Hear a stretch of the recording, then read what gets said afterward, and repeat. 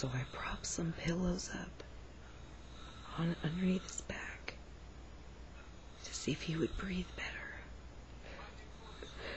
I told him it was my little science experiment. And now listen to him breathing.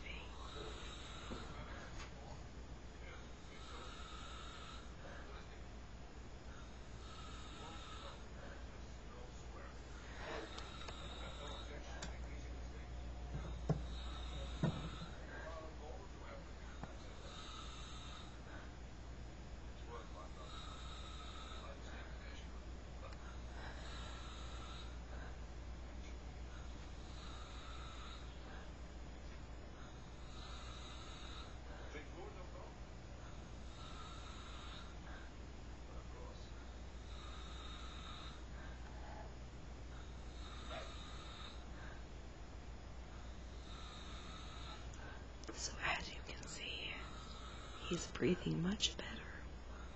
So I think angled sleep